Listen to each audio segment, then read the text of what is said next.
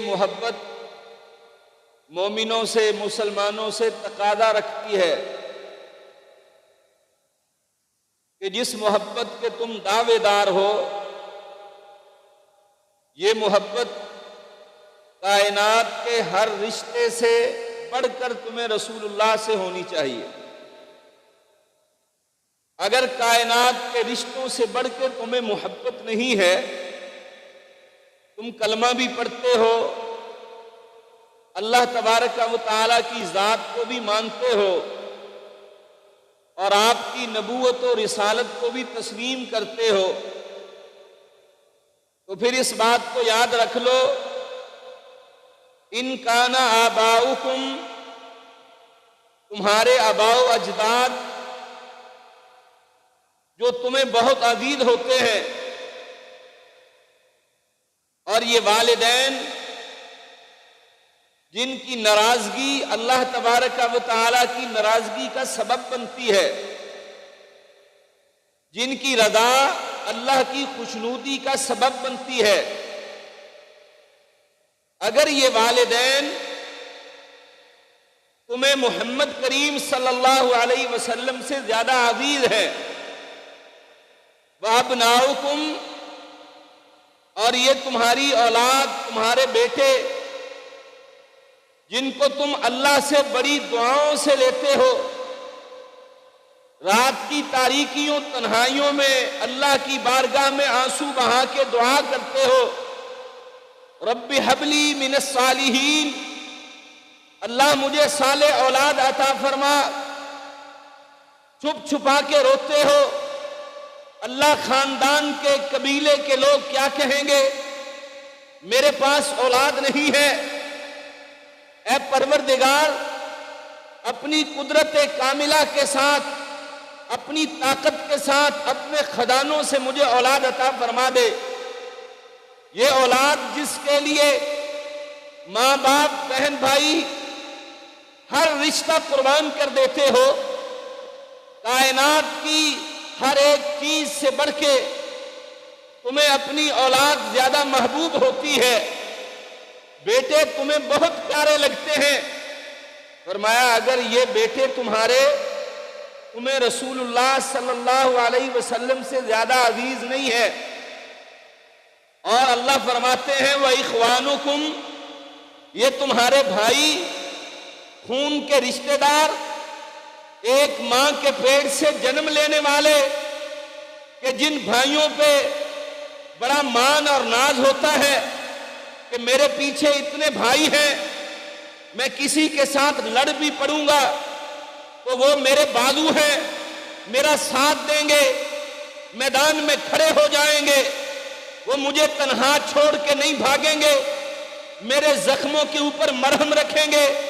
ہر دکھ سکھ میں میرے ساتھی ہوں گے۔ فرمایا وَإِخْوَانُكُمْ، یہ تمہارے بھائی اگر تمہیں اللہ اور اس کے رسول سے زیادہ عزیز ہیں، وَأَزْوَاجُكُمْ،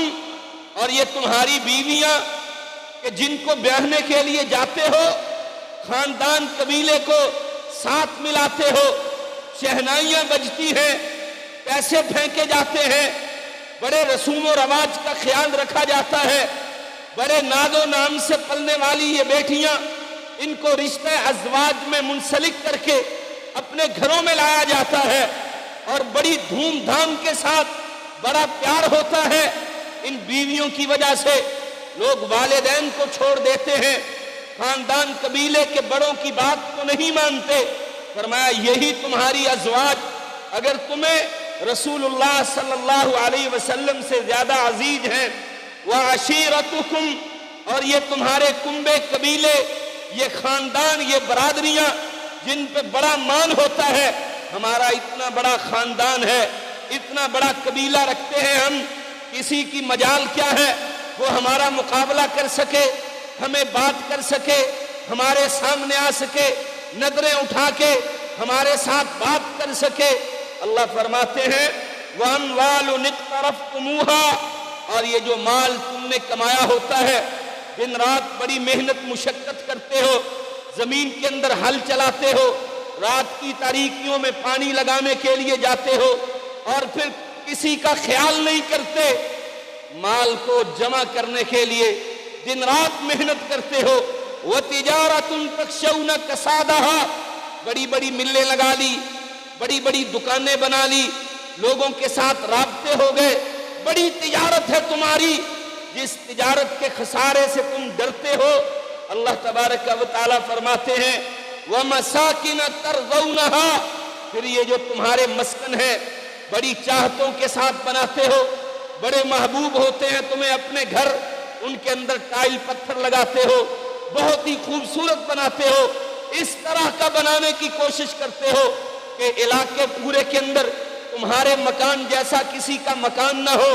اور اتنا پرسکون ہونا چاہیے کہ تمہیں زندگی کے اندر کسی قسم کا غم نہ ہو، ہر کوئی آنے والا آئے اور دیکھ کے تمہاری تعریف کرتا رہے اور تم خوش ہوتے رہو. فرمایا وَمَسَاكِنُ تَرْضَوْنَهَا، یہ تمہارے مسکن جو تم نے بڑی ہی خوبصورتی کے ساتھ، بڑی خوشنودی کے ساتھ، بڑا مال و در خرچ کر کے بنائے ہیں، اگر یہ تمہیں اللہ اور اس کے رسول سے زیادہ عزیز ہیں، احب الیکم من اللہ ورسولہ وجہاد فی سبیلہ، اللہ کے راستے میں میدان قتال میں نکلنے سے، باطل کے ساتھ ٹکرانے سے،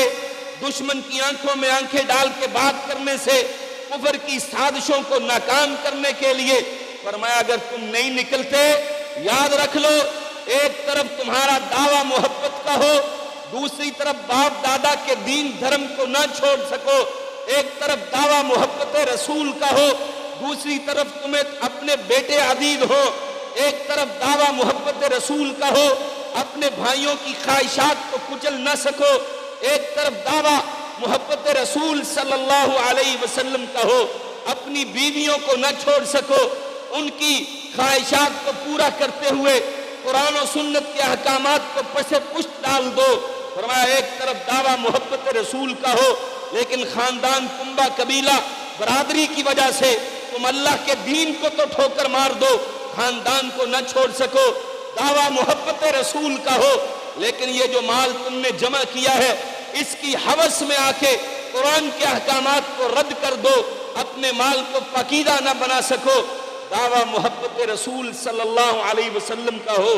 اور تجارت جو تم کرتے ہو اس کے خسارے سے ڈرتے ہو تم کہ اگر قرآن و سنت کے احکام کو مان لوں گا تو میری تجارت کا کیا بنے گا، میرے مال و زر کا کیا بنے گا، میری اتنی انویسٹمنٹ ہے اس کا کیا بنے گا. اللہ تبارک و تعالی فرماتے ہیں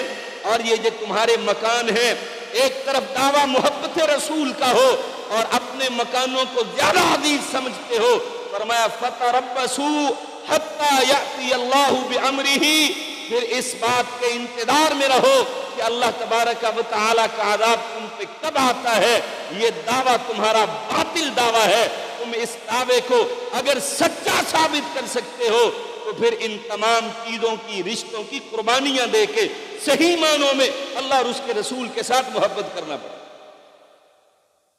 یہ محبت ایمان کا جز ہے. جس کو رسول اللہ صلی اللہ علیہ وسلم سے محبت نہیں ہے، صحیح معنوں میں وہ بندہ مومن و مسلمان نہیں ہے. اگر محبت ہے لیکن اپنی جان سے بڑھ کے عزیز نہیں سمجھتا تو اس کا ایمان کامل نہیں ہے. اگر دعویٰ محبت کا بھی کرتا ہے، یہ جو 8 رشتے، کچھ چیزیں قرآن نے گنوائی ہیں، اگر ان کو چھوڑ نہیں سکتا تو اس کی محبت اللہ اور اس کے رسول کے ساتھ سچی نہیں. پھر اس کو حق حاصل ہی نہیں ہے کہ یہ محبت کا دعویٰ کرے کہ مجھے اللہ اور اس کے